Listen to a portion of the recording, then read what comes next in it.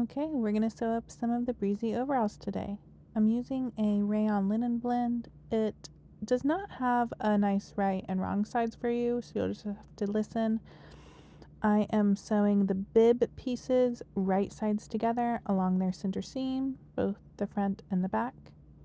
And then I will finish this seam allowance on my serger in just a moment. Just creating a long line of all the first steps here. I generally like to sew the first step in everything, take my giant pile over to the iron and press everything, take it back to the sewing machine and do the second step on everything. So I generally don't do like the entire bib and then the entire pant like the tutorial shows. Sewing the pocket lining to the front pant right here. It's a normal 1/2 inch seam allowance here, and you can finish this seam allowance or you can use some pinking shears to trim and then top stitch it. That's what I'll be doing. I like to top stitch my pocket right here. This is the part where like your hand slides into the pocket, right? You can leave it untop stitched though. You just want to finish that seam allowance if you're not going to top stitch. And here are the bib yokes, both the front and the back. Just sewing them along their center seam, right sides together. I do my sewing in batches like this, all the first step and then all take it to the iron, because I find that I do not skip ironing this way. When I do it kind of like all the bib at once and then all the pants at once, this is me pressing my lining yoke pieces. I'm adding on the interfacing. I always pre-iron my piece. You want to make sure it doesn't have any wrinkles or anything before you add the interfacing on. I almost did it upside down here. You see? Almost. When you're iron on interfacing too, it's important that you kind of just set the iron down, pick it straight up, and then set it down again. You don't really want to, you see when I press the bottom, I just kind of push the iron along. When you're doing your interfacing, you just want to touch it and then lift it straight up. You don't want to push it along. Here is my main yoke pieces. So as you can see, I always want to kind of press my seam allowance to the left, to the right, and then whichever way you want it to go, turn it around, and then you want to press open that seam. So you kind of want to wiggle your iron just like this, just what I'm doing. Wiggle that seam allowance nice and open. And then of course I added the interfacing on to this one as well, now that it's all together. Again, wiggle. You want to make sure that seam allowance is nice and open. Nothing hiding in there. And then press it. I like to press them to the wearer's left. So the front and the back, I press all the seams to the wearer's left. It's just what is traditional, and I just have always stuck with that. It's an easy way to remember too, like this pattern. There's a lot of seams aligning on the center front and center back. If you just always do it the same, all your seams will match up. Now I am ironing the straps. I had to think for a minute if these were straps or drawstrings. This is straps. So iron in half. I have a really nice crease here. This fabric was really easy to work with. It pressed up nice and great for me. Now I'm folding the bottom raw edge up to meet that middle crease. I'm going to repeat the same thing with the top edge, folding that raw top edge to meet at that center crease. Okay, now on one end, just pick one end, you're going to fold the ends under just a little bit. Then refold it along that center crease, hiding all of those raw edges in the bottom fold area. And there's your strap. Nice and neat and beautiful.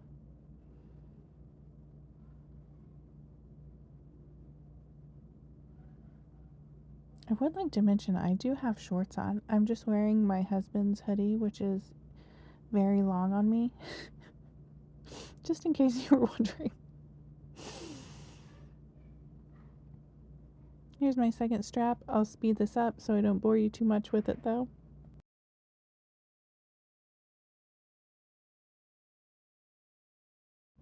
I'll also mention how disgusting my ironing board cover is. I don't know, just doesn't bother me though. I am ironing down the top of all my pockets 1 inch. I have 2 back pockets here. As you can see, I have finished all the edges in my pockets. This is a linen blend again, so it's a really loosely woven fabric. So I was very careful and took all the caution on finishing all the edges here. If you're using something like a stretch denim or chambray, I only ever finish the top edge of pockets. The other ones get stitched down enough that I feel it's fine. But if you're overly cautious or you're using a looser weaved fabric like me, I would go ahead and finish all of those edges. This is the front bib, and again, I'm just pressing the seams that I've already sewn. You can see I finished that seam allowance on my serger. And here's the back bib. You can tell the front from the back because the front is wider at the top than the back. Again, you always want to press your seams to the left, to the right, and then wiggle it open along the right side.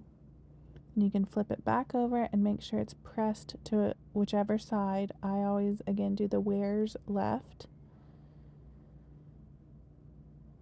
Get it nice and pressed, looking exactly how you want. Here's the front of the pants, and I'm going to press this seam along the pockets. It's really important to press all of these seams. It might seem tedious or unnecessary, but woven fabrics do stretch, especially along the bias, and any of these diagonal cuts, so like the bibs have a lot of diagonal cuts, these pockets are cut along the diagonal, they will stretch and warp, especially on certain kind of fabrics. Things like double gauze, which is really popular right now, is notorious for stretching a ton and just kind of warping. And pressing and steaming after every single stitch will really help that. This fabric was not bad about stretching, but all woven fabrics will stretch and warp, kind of get wavy along the bias if you're not careful. And by careful, I mean if you're not pressing. You've got to press after you stitch so that if it did stretch out a little bit along the bias, that steam from the iron is going to help it kind of settle back into its weave like it's supposed to.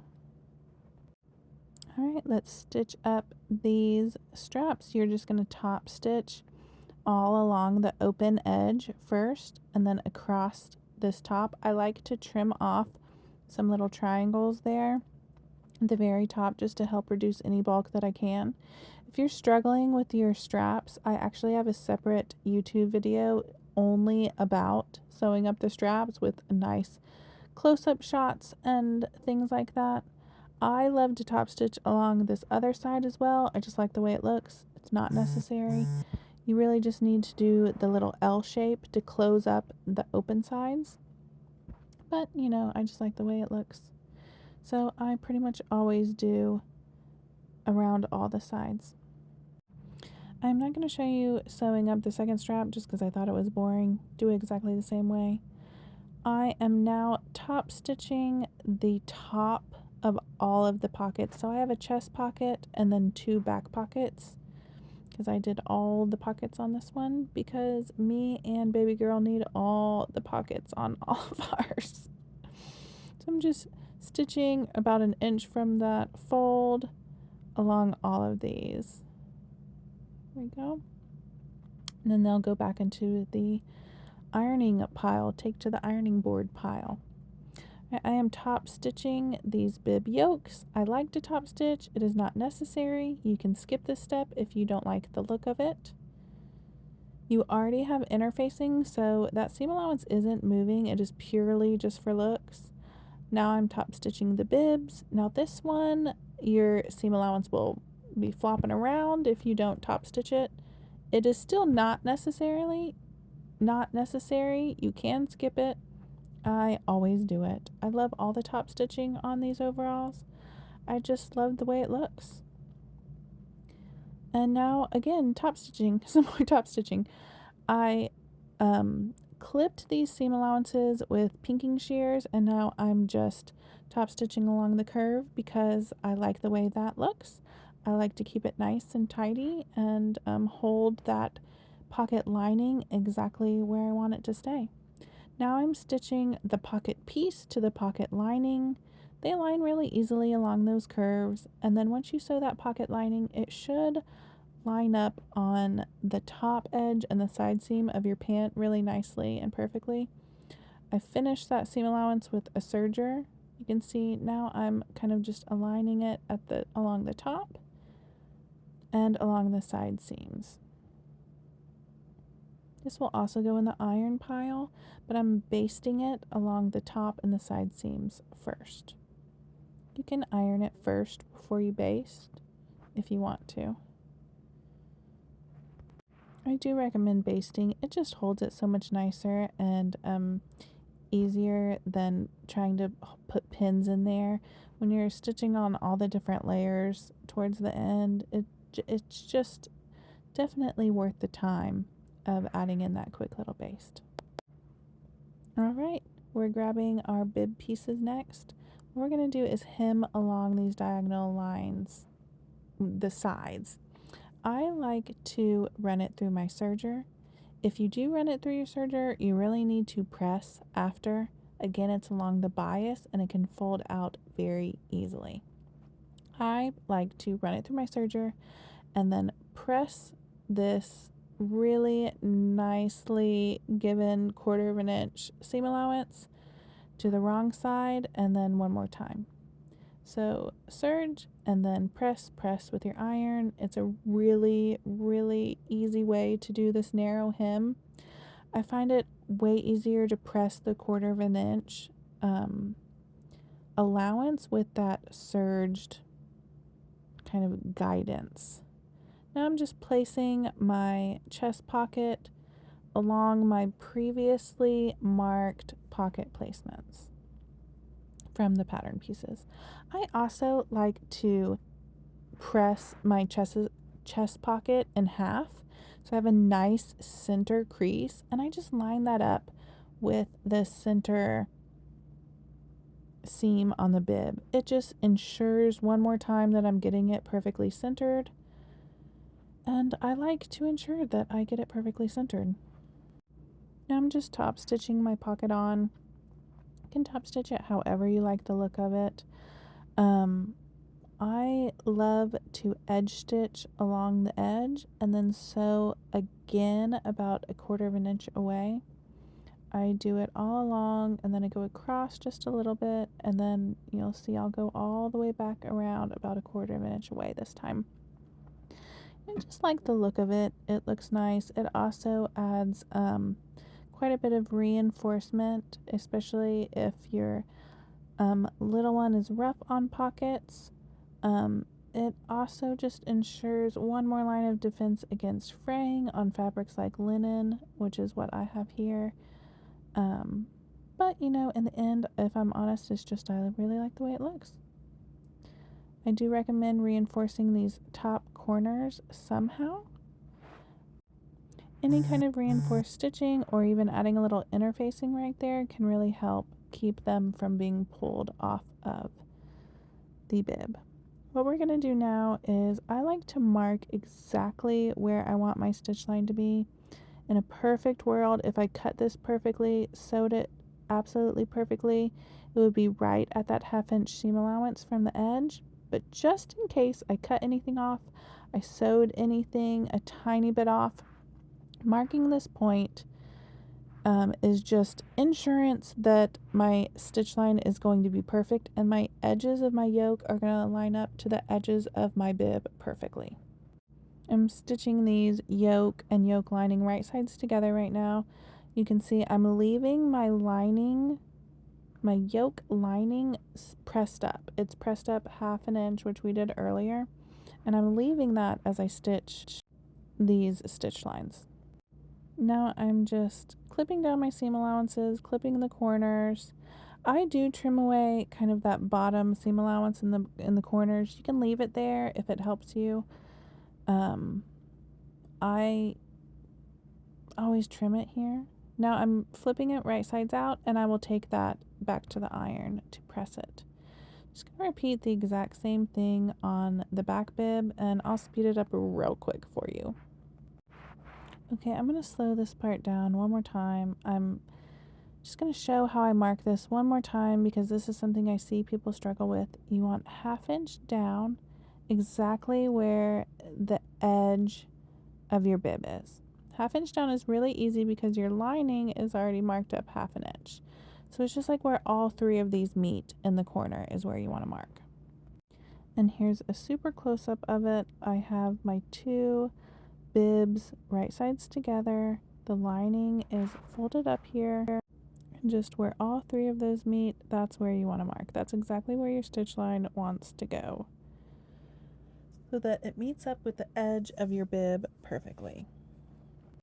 Now on the back, I like to just sew up the sides first, stop about 1/2 inch from the top, and this is so I can make sure that my straps are going to be nestled into that corner really nicely and tightly and perfectly. You can mark 1/2 inch, put your straps in, and sew along the sides and along the top all in one go.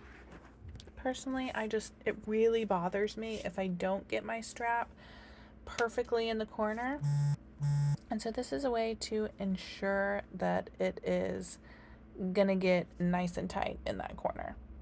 I just slide the straps in all the way to that corner right at my stitch line and zip across the top. Now just trim down these seam allowances, clip the corners, flip it right side out, and it will go in your ironing pile.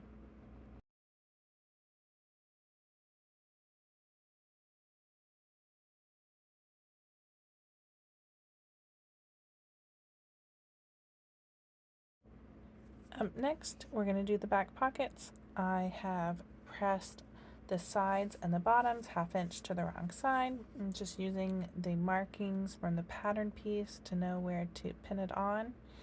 Just pin it on there and then top stitch it on just like I did the chest pocket. You can top stitch it whatever way you like the look of. I'm going to repeat that same process I did on the chest pocket where I do it along the edges and then I go back again about 1/4 inch away. And I'm just going to speed up me top stitching this since you have already seen me do it on the chest pocket, and it's a little boring. Alright, now we're going to take our back and our front, which have completed pockets, and we're going to sew down the inseam. I'm going to do a French seam here. You don't need to do a French seam here. The tutorial will walk you through doing a French seam here. I personally love a French seam here in the inseam because I think it feels more comfortable than the regular seam with the seam allowance flapping about in there. But you can just sew this right sides together and finish the seam allowance if you want. A French seam, we're going to sew it wrong sides together. Then we're going to trim a scant bit off. I just use my pinking shears and I barely take any off. We only sewed at 1/4 inch seam allowance, so it's a pretty tiny little allowance anyways, but we have to trim a little bit off for it to look beautiful on this next step. Okay, once we're all trimmed, we're going to press our seam to the left to the right and open, and then we're gonna put them right sides together. And we're going to stitch again with another 1/4 inch seam allowance. Now that they're right sides together, what's going to happen is that seam allowance with the little tiny pink sheared raw edge is going to be sandwiched between, and it's going to be inside this 1/4 of an inch seam allowance. So it's going to hide all the raw edges for you. It's going to be a really beautiful finish. You can do a French seam on any of these seams actually if you really like this finish. Maybe if you don't have a serger and you still want it to look really beautiful on the inside and outside, this is the way to get a really beautiful seam on the inside and outside. You can be done with this. Personally, I love to top stitch it nice and flat. Again, something about the inseam, I really like the seam allowance not to be flopping around. So I top stitch here. I just edge stitch along the seam allowance all the way down. You can do this from the right side or the wrong side, whichever is easier for you.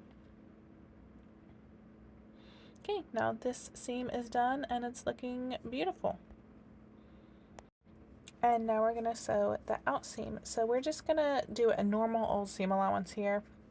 I'm just putting it right sides together from the top all the way to the bottom hem. Just a normal straight stitch, 1/2 inch away from the edge. You do usually always have some easing to do on pants. The back is usually curvier than the front. These pants aren't very fitted, so there's not too much curve to them, but there's still always more curve in the back than the front because we are just shaped very curvy on the back compared to the front.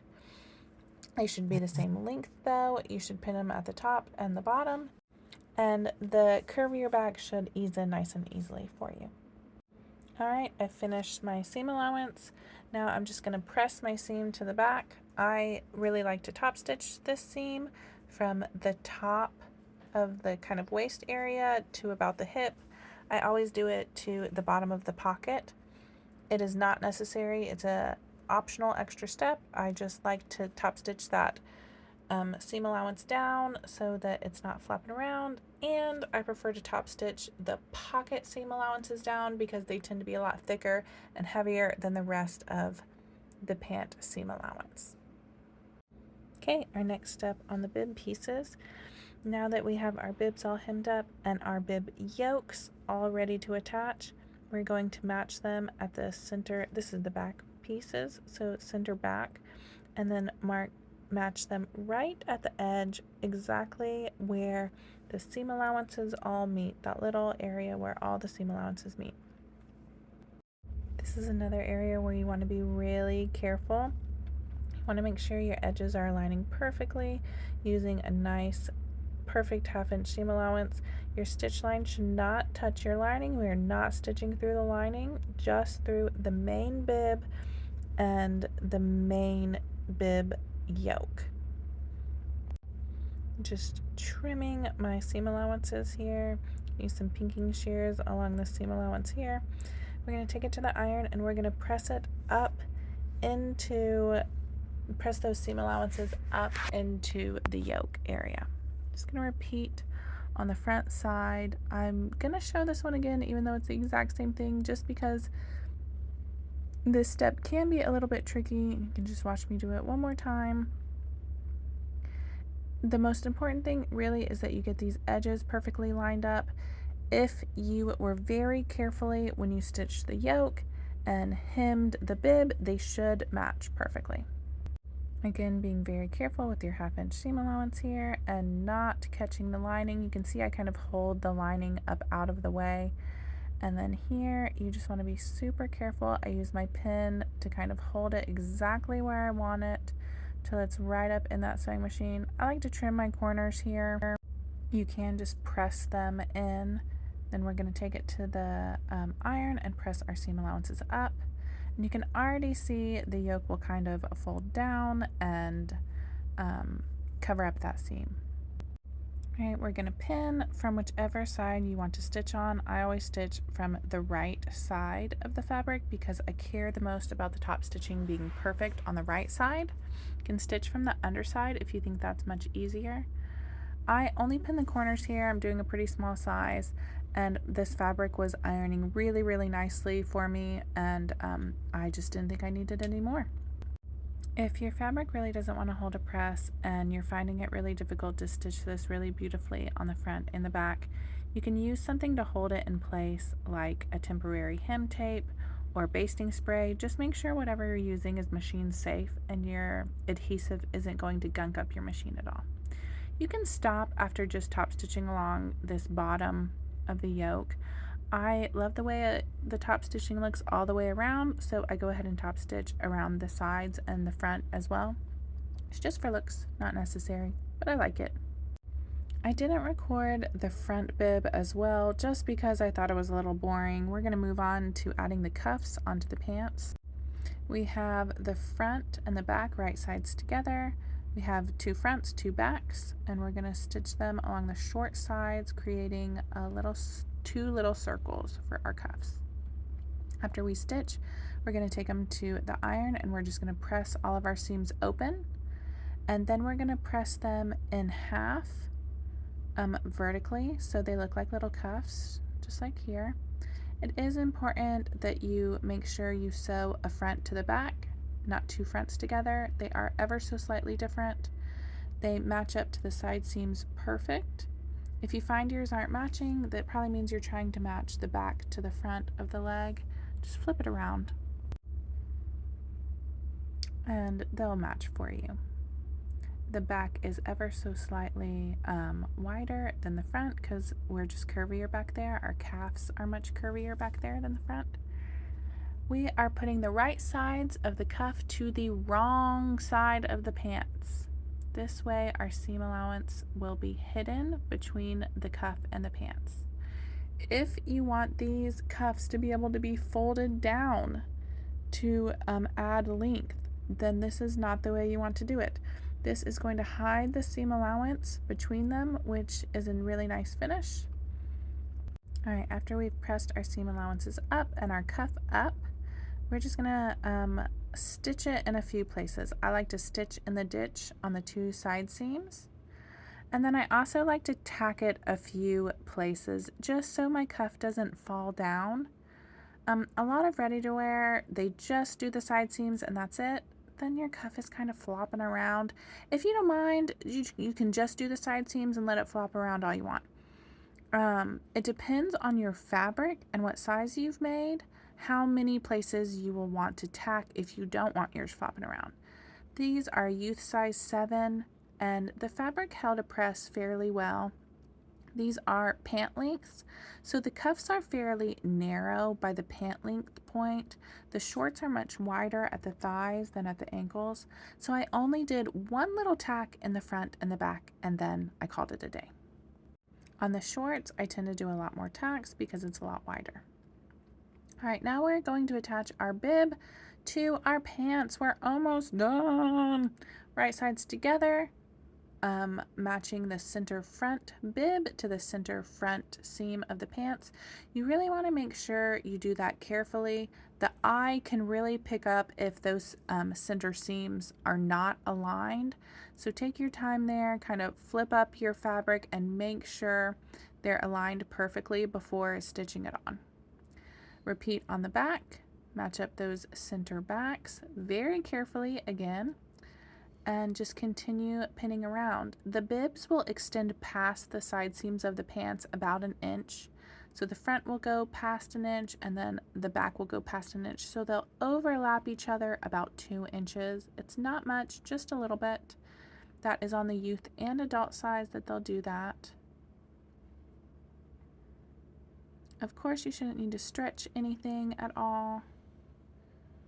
Okay, now we're ready to stitch. We're just going to do a normal seam here, 1/2 inch straight stitch around the entire waist. You are sewing through bib and you are sewing through pants. Then we're just going to finish the seam allowance, whatever your favorite method is. I'm going to use my serger. If you noticed, I had some fun pink rainbowish kind of serger thread in here for baby girl. I thought she'd really get a kick out of it. She really loved this fabric, by the way. It's a rayon linen blend. She thought it was just about the greatest thing. So I'm glad I got quite a few of them for the Breezy Overalls. She was really in love with this purple, y'all. Okay, I'm just going to finish the seam allowances here. On my serger, you can also use a zigzag stitch, overcast stitch, or do another French seam like we did earlier. And we're going to press our seam allowance down and press that seam, wiggle the iron all along the seam, make sure it's nice and open before we top stitch. Then we're going to top stitch this seam down towards the pants. It is optional to top stitch. I highly recommend not skipping this top stitch though. It's got some thicker seams, like especially if you do the front pockets, and the sides are pretty open. Now the sides do overlap enough to where if you don't top stitch, you shouldn't see the seam allowance even if it pops up, but just barely, y'all. So I highly recommend top stitching so that that seam allowance isn't flopping around in that open side area. You don't want your seam allowances kind of showing on those sides. So I highly recommend top stitching here on this very last seam. There we go. We're done, y'all. Well, almost. We got to put in some grommets or some buttonholes for these ties. So close to being done though. All right, let's add in these grommets. You can absolutely do some buttonholes if you prefer that. I was loving the grommet look on this, so I did mostly grommets this time. I have a video all about grommets, so I'm just going to speed mine up here really quickly. My biggest tip is probably just make sure you use a little fray check if you're using a really loosely woven fabric like I am here. That way your grommet doesn't pop out from fraying. Alright, we're done, y'all. These Breezy Overalls are ready to be tied up and to be worn.